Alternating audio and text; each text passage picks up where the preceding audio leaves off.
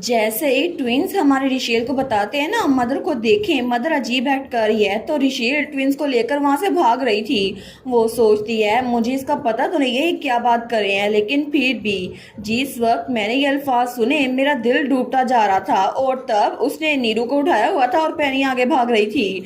वो सोचती है आज की रात कोई भी हम पे अटैक नहीं कर रहा, और तभी वो वहां पर मिसेस ओटिस के कमरे के बाहर पहुंच गई थी। तो तभी वो वहाँ चाबियाँ निकालती है और वो सोचती है प्लीज़ प्लीज़ सेफ रहिएगा, मैं चाहती हूँ ये सिर्फ मेरी इमेजिनेशन हो। तभी जैसे वो दरवाज़ा खोलती है ना उसी वक्त बच्चे रोते हुए आगे आते हैं। वो कहते हैं मदर। तो हमारी रोन सोचती है मिसेस ओटिस आखिर वो कहाँ गई, इस कमरे में बिल्कुल अंधेरा है। लेकिन तब वो कमरे में रोशनी आग करके देखती है। वो कहती है जैकुलिन।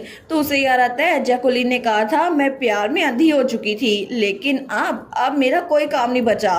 और तभी हमारी रिशेल की नज़र वहाँ ऊपर सीलिंग पे पड़ती है।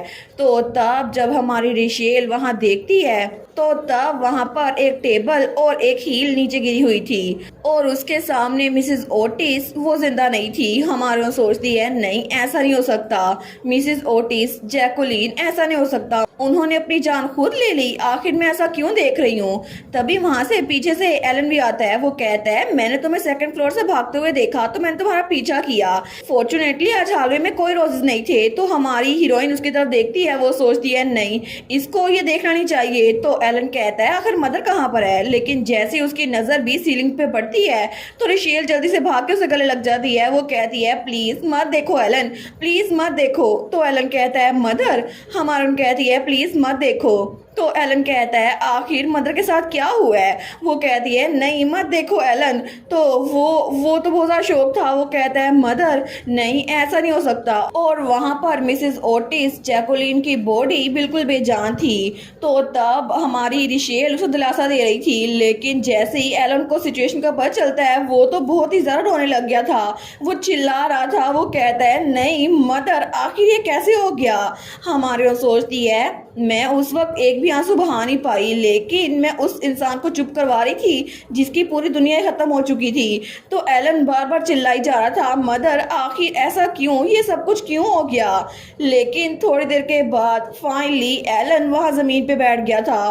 तो बच्चे भी वहाँ पर रो रहे थे। हमारी हीरोइन वहाँ एक टेबल लेकर आती है। वो सोचती है मुझे लगता है मुझे इनकी बॉडी को उतारना होगा, लेकिन अगर मैंने वहाँ ऊपर से रस्सी काटी तो ये ज़मीन पे गिर जाएंगी। और बच्चे वो भी बहुत ज़्यादा रो रहे थे, वो भी इस हालत में नहीं थे उसकी हेल्प कर सके। हमारे सोचती है लेकिन किसी को तो ये करना होगा ना। तभी वहाँ पर एलन हिम्मत करके आता है। वो कहता है मैं मदर को पकड़ूंगा और तुम प्लीज़ रस्सी काट देना। हमारन कहती है एलन। वो कहता है जल्दी करो। तो हमारी हीरोइन ऊपर चढ़ती है और वहाँ से रस्सी काट रही थी। तो एलन ने अपनी मोम की बॉडी को पकड़ा हुआ था, और जैसे ही रस्सी कटती है तो उसकी बेजान बॉडी एलन के हाथ में आ गई थी, और थोड़ी देर बाद उन्होंने उसके ऊपर कपड़ा डाल दिया था। तो तब एलन उठते हुए कहता है हमें चलना होगा। हमारून कहती है क्या चलना होगा, लेकिन कहाँ पर। तो वो अपने हाथ साफ करते हुए कहता है हमें मदर को फिफ्थ गार्डन तक लेके जाना होगा। ये यहाँ पर कस्टम है कि ओटिस फैमिली के फ्यूनरल्स वहाँ पर रखे जाते हैं, लेकिन एक बार सुबह हो गई तो वो चीज़ें मदर की बॉडी को खुद ही मूव करेंगी, और मैं ऐसा होने नहीं देना चाहता। और इसी वजह से मैं नहीं चाहता कि आखिर में उनको वो चीज़ें लेकर जाएं। तो हमारी हीरोइन सोचती है पिछली बार जब मिसेस ओटिस का गला उस मेड ने पकड़ा था, तो वो सोचती है नहीं वो कभी भी उन्हें रिस्पेक्ट से तो मूव नहीं करेंगी। वो कहती है ठीक है मैं भी तुम्हारे साथ चलूंगी। एलन कहता है ओके। तो तभी ट्विंस डरते डरते आते हैं। वो कहते हैं एलन क्या हम भी तुम्हारे साथ चल सकते हैं प्लीज। तो एलन उनको बहुत सा घूर के देखता है। वो कहता है दफा हो जाओ यहाँ से। तो वो बच्चे डर गए थे। तो तब वो कहते हैं एलन। तो एलन कहता है तुम जैसे मॉन्स्टर्स की इतनी हिम्मत कि तुम लोग यहाँ पर आ गए हो, आखिर तुम लोग को अपनी औकात नहीं पता।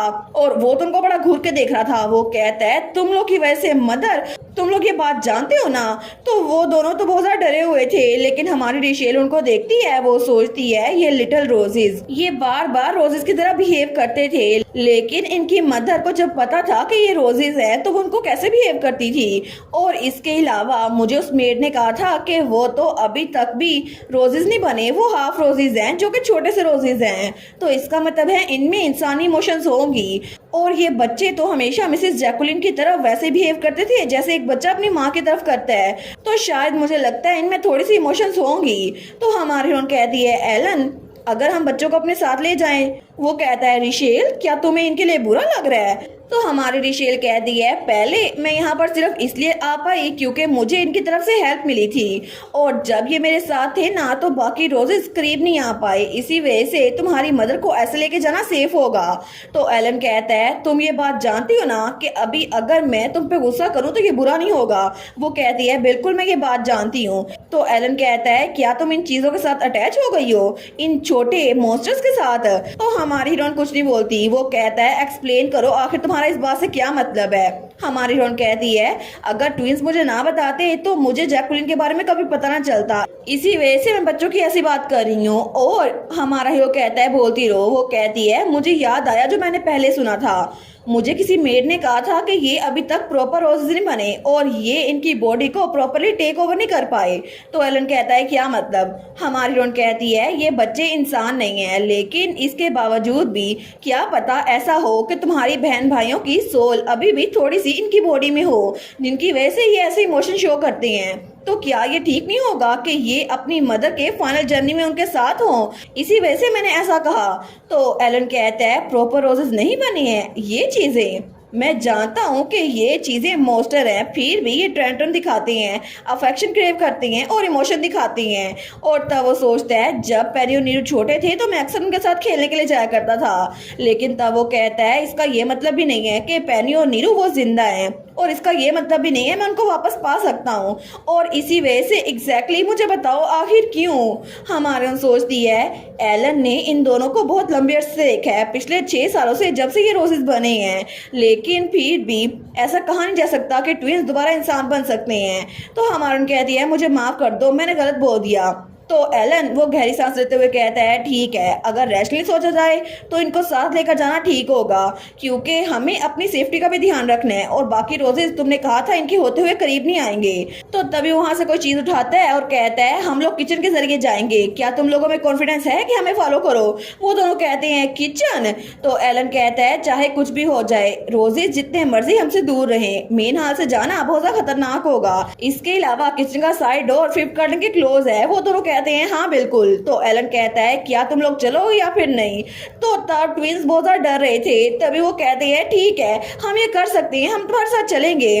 तो एलन कहता है ठीक है ठीक हो गया। तो तब वो हमारी रिशेल की तरफ देखता है। रिशेल कहती है एलन मैं। वो कहता है तुम्हें इस सब में ऐसे बात करने की जरूरत नहीं है, मुझे पता है कि तुम मुझे किसी तरह से हार्म नहीं करना चाहती। ऑफ कोर्स मैं बहुत ज्यादा डिसअपॉइंटेड हो जाता अगर तुम कहती कि इन्हें अपने असली बहन भाइयों की तरह ट्रीट करूं, लेकिन कोई बात नहीं। मुझे लगता है तुम्हारे अल्फाज से मुझे रियलाइज हो गया कि जब पेनी और नीरू वो मरे थे तो हमने कभी भी उनका फ्यूनरल रखा, तो अगर हमें इनको अपने साथ लेकर जाना है तो मैं बस यही समझूंगा कि मॉम के फ्यूनरल के साथ साथ इन दोनों का भी फ्यूनरल हो गया है। इसी वजह से मॉम को गुड बाय बोलने के साथ साथ मैं अपने छोटे बहन भाइयों को भी गुड बाय बोल दूंगा।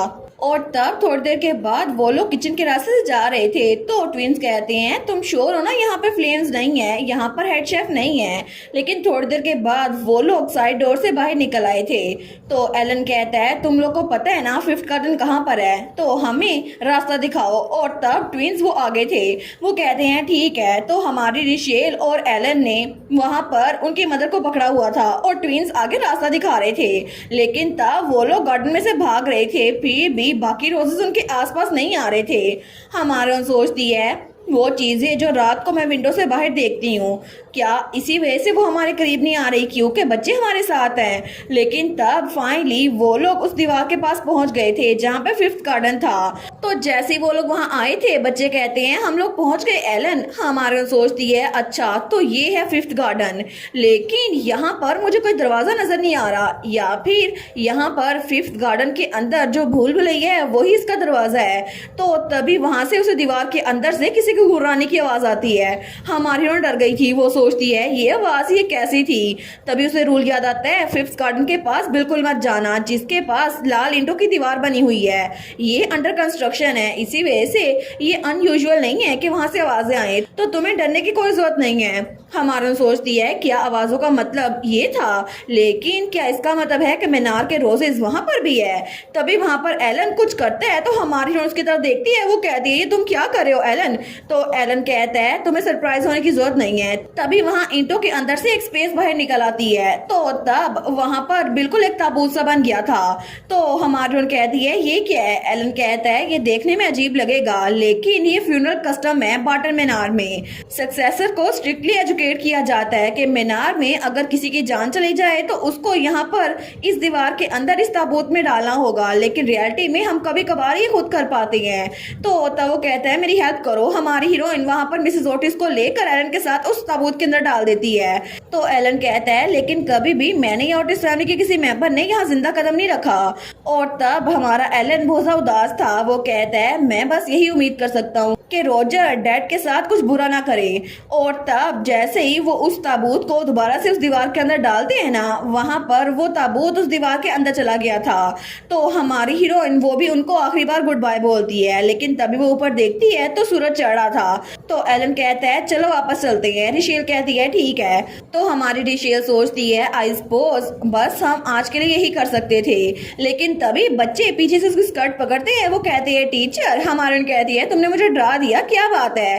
तो बच्चे कहते हैं thank you so much teacher, आपकी वजह से हम मदर को गुड बाय बोल पाए। और टीचर आप 4th फ्लोर पे जाने वाली हैं है ना। हमारी कहती है क्या। वो कहते हैं हम आपकी हेल्प करेंगे क्योंकि हम आपकी हेल्प कर सकते हैं। अगर आप 4th फ्लोर पे ऐसे जाएंगी ना तो आप वहां पर जाते ही मर जाएगी टीचर। तो हमारी रिशेल उनको देखती है। वो सोचती है क्या इन बच्चों को कैसे पता कि हम लोग 4th फ्लोर पे जाने की तैयारी कर रहे थे, और क्या मतलब कि वहां पर जाते ही मैं मर जाऊंगी। क्या इसका मतलब है कि रोजर 4th फ्लोर पे पाँव रखते ही मेरी जान ले लेगा। लेकिन अगर ऐसा ही है तो अभी तक मैं उसको फिगर आउट नहीं कर पाई। तो हमारन कहती है तुम लोग का इससे क्या मतलब है। एलन भी कहता है सीधी तरह बात करो, क्लियरली एक्सप्लेन करो। तो ट्विंस कहती हैं 4th फ्लोर उसकी जगह है और सिर्फ वहां पे वही जा सकते हैं जिसको वो इजाजत दे। एलन कहता है आखिर तुम लोग ये क्यों कह रहे हैं कि वहां जाते ही ये मर जाएगी। हमारून कहती है काम डाउन एलन। तो रिशेल कहती है तुम्हारा मतलब है कि रोजर की परमिशन के बगैर वहां जाना इम्पॉसिबल है। वो कहता है नहीं नहीं ये बात नहीं है, लेकिन अगर तुम वहां पर गई तो तुम्हें उसकी नफरत झेलनी पड़ेगी जिसकी वजह से तुम्हें कर्ज लग जाएगा, और इसी वजह से अगर तुम्हें वो कर्ज लग गया तो तुम्हारी बॉडी ऐसे ही थोड़ी थोड़ी करके गायब होती रहेगी, तुम आहिस्ता आहिस्ता करके मर जाओगी। हमारी रिशेल कहती है लेकिन जैकोलिन तो 4th फ्लोर पे आया जाया करती थी बिना किसी मसले के। तो ट्विंस कहते हैं मदर को उसकी परमिशन मिली हुई थी, लेकिन ना ही तुम्हें ना ही एलन को उसकी परमिशन मिली है। हमारी हीरोइन सोचती है क्या ये रोजर का कोई ट्रैप है। और तभी उसे याद आता है जब मिसेस ओटिस ने कहा था वो तो हमें अपनी हथेली पर नचाए हुए है, वो कभी भी हमें उम्मीद देकर आखिर में हमसे उम्मीद छीन लेगा। लेकिन तब वो सोचती है आखिर हम लोग क्या कर सकते हैं। तो तभी ट्विंस कहते हैं हम आपकी हेल्प करेंगे टीचर। तो एलन कहता है आखिर तुम लोग क्या कर सकते हो। तो बच्चे कहते हैं हम वहां पर 4th फ्लोर में आपके साथ जाएंगे, हम आपकी जगह उसकी नफरत को बर्दाश्त कर लेंगे। तो रिशेल सोचती है क्या क्या ये मेरी जगह वहां पर ये सब कुछ कर सकते हैं। तो बच्चे कहते हैं अगर हम आपकी जगह उस नफरत को बर्दाश्त करेंगे तो कर्ज हमें लगेगा। हमारी रिशेल कहती है फिर तुम लोग के साथ क्या होगा। तो वो बच्चे स्माइल करते हुए कहते हैं टीचर हम आपको बहुत ज़्यादा पसंद करते हैं, आप बहुत ज़्यादा काइंड थी, आप बहुत ज़्यादा जेंटल थी और हमेशा बहुत ज़्यादा वार्म थी, तो इट्स ओके। आप मदर यहाँ पर नहीं है तो हमारा भी यहाँ रुकने का कोई फ़ायदा नहीं है, और हम जाने से पहले आपको रीपे करना चाहते हैं टीचर, क्योंकि हम चाहते हैं कि आप खुश रहें और इसी वजह से हम ये भी चाहते हैं कि एलन भी खुश रहे। हमें माफ़ कर दें लेकिन हम एलन को खुश देखना चाहते हैं, हम सच में चाहते हैं कि वो खुश रहे। तो एलन की बात सुनते ही मुड़ जाता है। तो तभी बच्चे जल्दी से भाग के रिशेल के पास आते हैं, उसको गले लग जाते हैं। तो रिशेल भी उनके बाल बिगाड़ने लग जाती है, लेकिन तभी वो दोनों उसको और जोर से गले लगा लेते हैं और रिशेल भी। तो तभी वो बच्चे हंस रहे थे, वो कहते हैं ये तो बहुत सा वाम है, टीचर तो बहुत सा अच्छी हैं, thank you so much teacher हमें गले लगाने के लिए, और आपको भी खुश रहना होगा टीचर, आपको बहुत बहुत खुश रहना होगा। तो रिशेल उनको देखती है, वो सोचती है मैं कभी भी बच्चों की ये स्मेल नहीं भूल सकती, ये आधे रोजीज है लेकिन फिर भी इनमें इंसानी इमोशंस थी। वो कहती है थैंक यू सो मच बच्चों। लेकिन थोड़ी देर के बाद वो लोग वहाँ किचन के रास्ते पहुंचे थे। तो तब बच्चे कहते हैं असल में हम आप दोनों को प्रोटेक्ट नहीं कर सकते, सिर्फ एक को ही प्रोटेक्ट कर सकते हैं। तो एलन कहता है लेकिन क्यों। तो वो कहते हैं हम बहुत ज़्यादा वीक है ना, वो बहुत ज़्यादा स्ट्रॉन्ग है, हमारे लिए मुश्किल होगा, सॉरी हम लोग बहुत ज़्यादा वीक है। तो एलन कहता है अच्छा ये बात है, तो फिर तुम्हें जाना चाहिए। रिशेल कहती है क्या मुझे। वो कहता है 4th फ्लोर पे जाओ और पता करो रोजर क्या छुपा रहा है। आफ्टर ऑल जिसको रोजर का असली नाम पता करना है वो कोई आउटसाइडर होना चाहिए था। मैंने पता कर भी लिया, फिर भी कोई फायदा नहीं होगा। तो रिशेल कहती है ठीक है मैं समझ गई, मुझ पे छोड़ दो।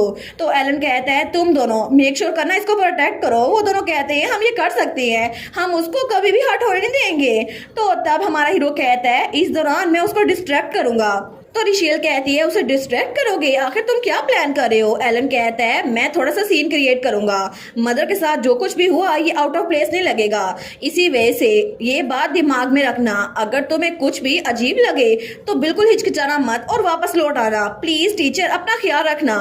रिशेल कहती है ठीक है मैं ऐसा ही करूंगी, और तुम भी बिल्कुल भी कुछ रेकलेस मत करना एलन। तो एलन कहता है ठीक है, लेकिन तभी वो रिशेल को गले लगा लेता है। रिशेल सोचती है क्या, तो वो जल्दी से पीछे होता है और वहां जाते हुए कहता है वेल मेक श्योर करना तुम यहाँ पर रेकलेस ना बनो। तो तब उसके जाने के बाद बच्चे तो हंस रहे थे। वो कहते हैं एलन कितना शाय है ना, एलन तो एक सॉफ्टी है। तो रिशेल कहती है शाय, आखिर तुम लोग क्या बात कर रहे हो? वो खुद भी ब्लश कर रही थी। तो बच्चे उसको देखते हैं, वो स्माइल करते हुए कहते हैं टीचर चले हम लोग चलते हैं। और तब हमारी रिशेल वहां पर उस कमरे में आती है जहाँ पे किचन से ऊपर जाने का रास्ता था। तो वो वहां पर चाबी लगाती है, तो तभी दरवाजा खुल गया था। तो बच्चे उसके साथ ही थे। हमारी हीरो सोचती है यहाँ पर कितना अंधेरा है, मुझे लगता है लैंप की रोशनी की वजह से भी ये बिल्कुल भी कुछ नजर नहीं आ रहा।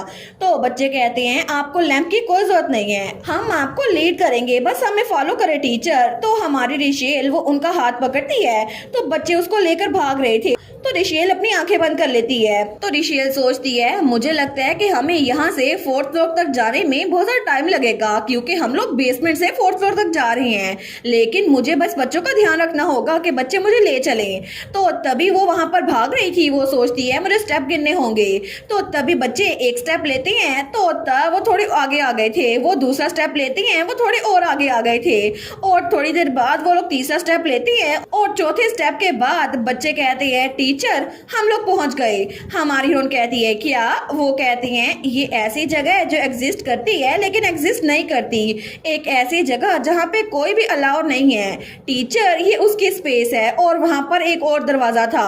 रिशेल वहां पर देखती है, वो कहती है तुम्हारा कहने का मतलब है 4 स्टेप में हम यहाँ पर पहुंच गए, ये 4th फ्लोर है? वो कहता है बिल्कुल, ये जगह उसने अपनी पावर से कवर की हुई है। हमारी रिशेल सोचती है अगर मैं खुद से यहाँ आती तो कभी पहुंच ना पाती, लेकिन बच्चों ने 4 स्टेप में मुझे यहाँ पर पहुंचा दी है, और ये मीनार तो सच में बड़ा अजीब है। तो बच्चे कहते हैं हम यहाँ पर इंतजार करेंगे, हम आपको यहाँ पे गार्ड करेंगे टीचर, आपको ये दरवाजा खोलना होगा और अंदर जाना होगा। तो पेनी और नीरू उसकी तरफ स्माइल करके देखती हैं, और तब वो कहते हैं आपको वो ढूंढना होगा जिसको आप ढूंढ रही हैं। लेकिन तभी वो उसको पीछे से खेलते हैं, तो दरवाजा खुल गया था, और तभी जैसे उस दरवाजे में से कोई रिशेल को खींच रहा था।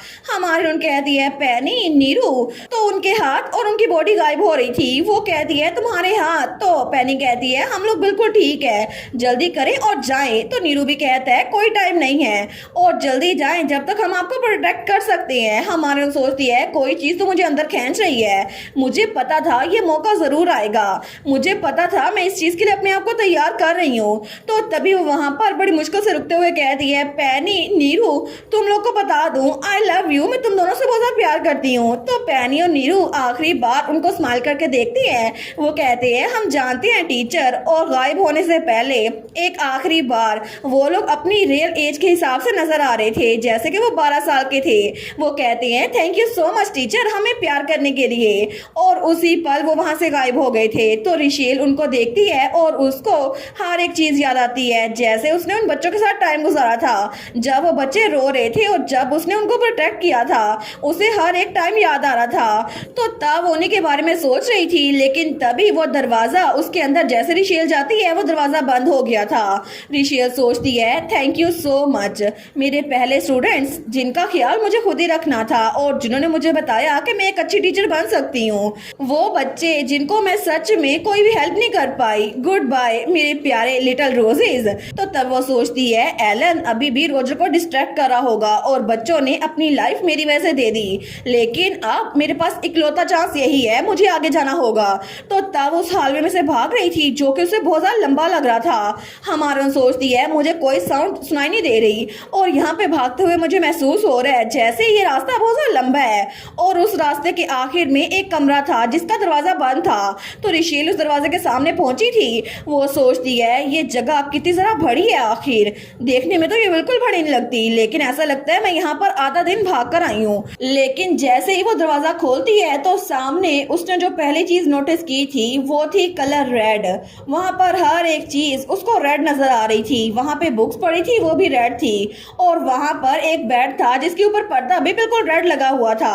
हमारे सोचती है कि यहाँ पर कोई भी नहीं है, आखिर ये अजीब सी स्मेल कैसी है। तो तभी उसे वहाँ से किसी के कराहने की आवाज़ आती है। तो रिशेल सोचती है ये तो किसी इंसान के कराहने की आवाज़ लग रही है और तब वहाँ पर बेड पे कोई लेटा हुआ था। हमारे सोचती है ये आवाज़ वहाँ से आ रही है, क्या वहाँ पर जाना ठीक रहेगा, मुझे नहीं पता। लेकिन तभी वो वहाँ पर उस जगह पर आती है तो उसी पर वो पर्दा पीछे हटाती है। वो सोचती है मुझे यहाँ पर हर एक चीज़ को अनकवर करना होगा, आखिर फोर्थ फ्लोर पर है क्या। लेकिन जैसे ही उसकी नज़र वहाँ पर पड़ी थी तो रिशेल तो अपना मुंह बंद कर लेती है। वो सोचती है क्यों, आखिर ये चीज़ ये है क्या। तो तभी वहाँ पर कोई इंसान लेटा हुआ था। लेकिन तब जब हमारी रिशेल उसको गौर से देखती है वो कहती है क्या क्या ये मिस्टर ओटिस हैं, क्या ये एलन के फादर हैं जो कि यहाँ पर फोर्थ फ्लोर पे तब से हैं और इनकी ये हालत, आखिर इनकी ये हालत ऐसे क्यों हुई। और इसी के साथ ये वाला पार्ट यहीं पर ख़त्म। तो आप लोग बताइएगा आप लोग को ये पार्ट कैसा लगा और वीडियो को लाइक और चैनल को सब्सक्राइब लाजमी कीजिएगा। बाकी वीडियोस का लिंक भी स्क्रीन पर नज़र आ रहा होगा तो काइंडली उनको भी चेकआउट कर ले। और thank you so much for watching my videos. Stay safe, bye bye.